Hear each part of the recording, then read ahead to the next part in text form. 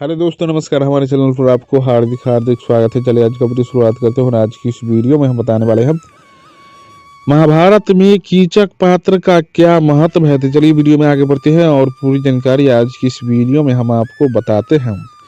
महाभारत का पात्र कीचक मत्स्य देश के राजा विराट नरेश का साला तथा उनकी पत्नी सुदेशना भाई था।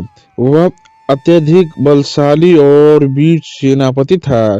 कीचक क्षत्रिय पिता तथा ब्राह्मणी माता का सूतपुत्र कहलाता है।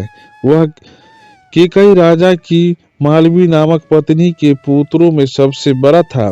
केकई नरेश की दूसरी पत्नी रानी की कन्या का नाम सुदेशना था। वही अपने अनेकों भाइयों की एकमात्र बहन थी जिसका विवाह राजा विराट से हुआ था।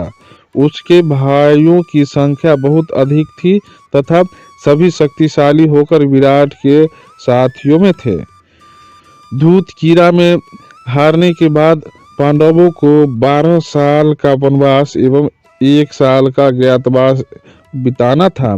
अपना वनवास पूरा करने के बाद पांडव अज्ञातवास के लिए मत्स्य के राजा विराट के महल में छद्मवेश में रह रहे थे। महल में द्रौपदी सरंद्री नामक दासी बनकर रानी सुदेशना की सेवा कर रही थी।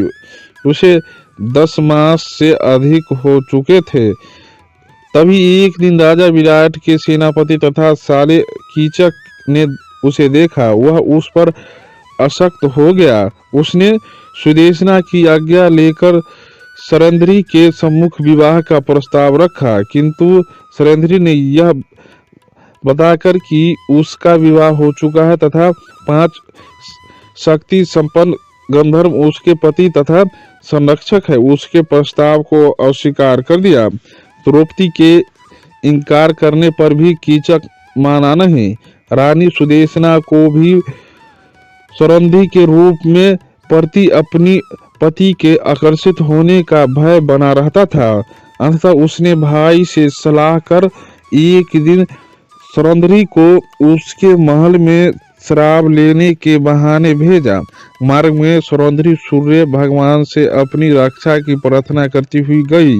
कीचक पहले से ही तैयार था। उसने सरंधी से बहुत ही अभद्र व्यवहार किया और उसके साथ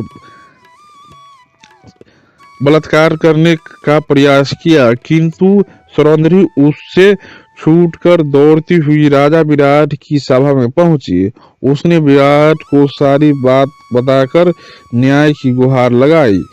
भरे दरबार में कीचक ने उसे अपने पांव से ठोकर मारी तथा उसके बाल खींचे।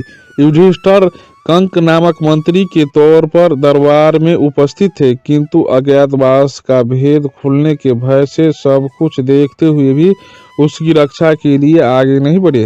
राजा विराट ने कीचक को समझा बुझा कर लौटा दिया। द्रौपदी अपमान में जलती हुई दरबार से चली गई। रात में द्रौपदी महल में रसोइया का काम कर रहे भीम के पास गई। उसे अपने अपमान का बदला लेने को कहा। दरबार में जो कुछ हुआ था वह भीम को पता था। वह भी क्रोध में जल रहा था, किंतु मजबूरी के कारण कुछ नहीं कर पा रहा था। उसने एक योजना बनाई।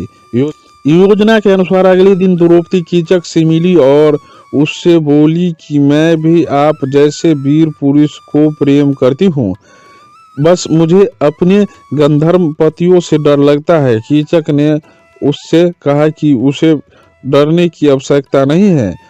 इस पर द्रौपदी ने कहा कि आज रात मुझसे मिलने रंगशाला में आ जाइएगा, मैं वहां आपकी प्रतीक्षा करूंगी।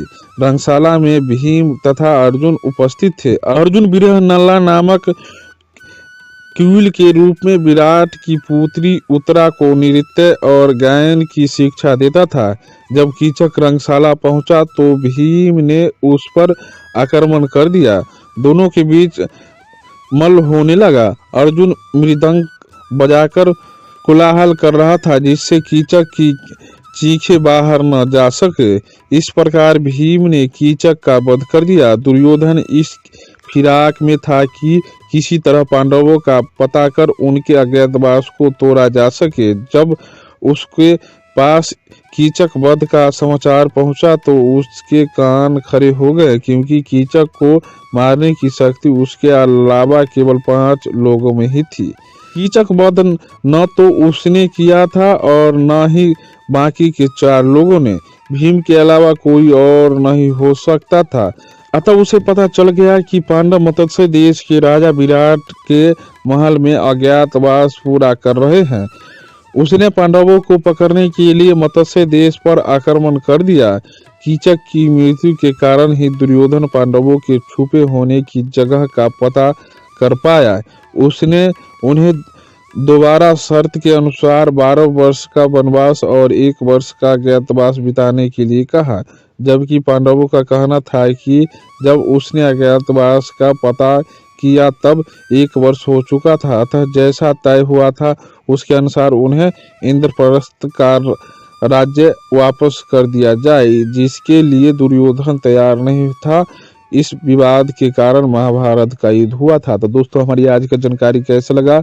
अगर अच्छा लगा हो तो लाइक शेयर और सब्सक्राइब करना न भूले। पूरा वीडियो देखने के लिए धन्यवाद।